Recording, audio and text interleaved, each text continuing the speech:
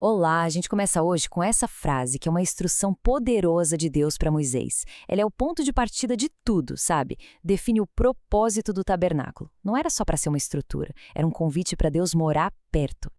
E nessa nossa conversa, a gente vai meio que decodificar o tabernáculo. Vamos ver que ele é muito mais do que só uma construção antiga, ele funciona como um mapa simbólico, um verdadeiro projeto do plano de Deus para restaurar essa conexão com a gente.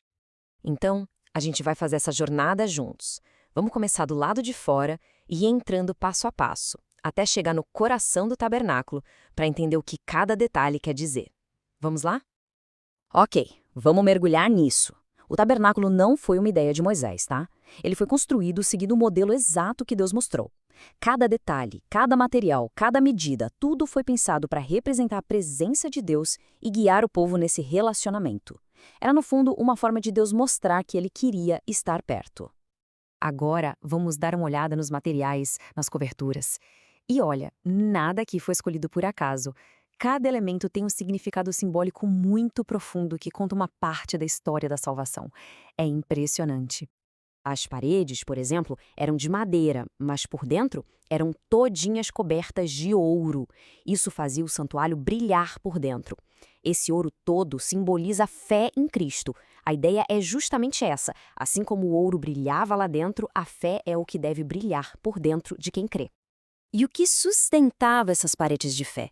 As bases eram de prata, e aqui o simbolismo é poderosíssimo demais. A prata representa a redenção, o preço que foi pago pela salvação. Ou seja, a própria redenção é o alicerce, é o que sustenta a nossa fé. Uma coisa depende da outra. Já do lado de fora, no pátio, o material principal era o bronze. As colunas e o grande altar de sacrifícios eram de bronze. E isso simbolizava o juízo de Deus. É a primeira coisa que a pessoa encontrava ao entrar. Era o primeiro passo necessário para poder se aproximar. E o teto? Bom, o teto era uma proteção super complexa, com 4 camadas diferentes. Cada uma delas, desde a pele mais externa e resistente até a cortina interna toda colorida, tinha um simbolismo próprio. Era como um escudo de significados protegendo aquele lugar sagrado. E essa cortina mais interna era um espetáculo de cores. O azul lembrava a obediência à lei de Deus. O púrpura, que era uma cor da realeza, já apontava para Cristo como nosso rei.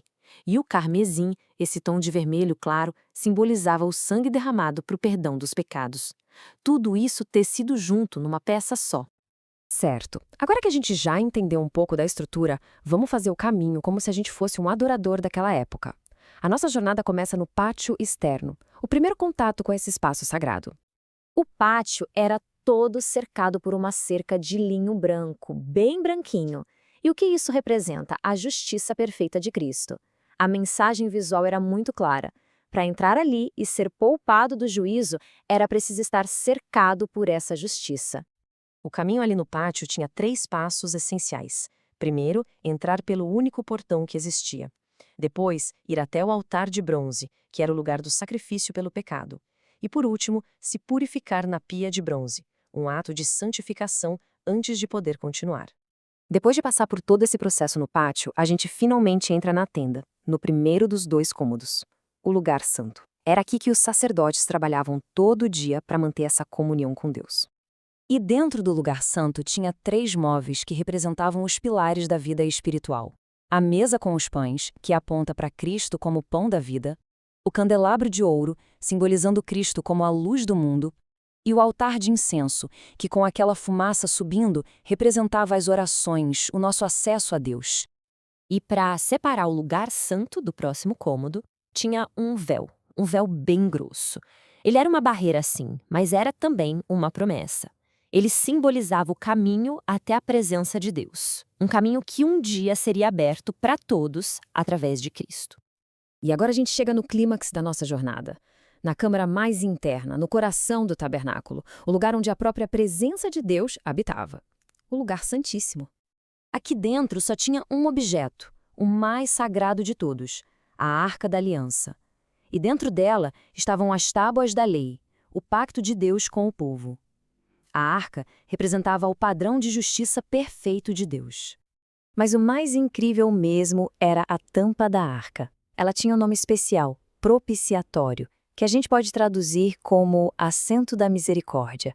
Com seus 2 querubins, ela literalmente cobria a lei. Essa imagem é fantástica. A lei de Deus sendo vista através das lentes da sua misericórdia e do seu plano de salvação.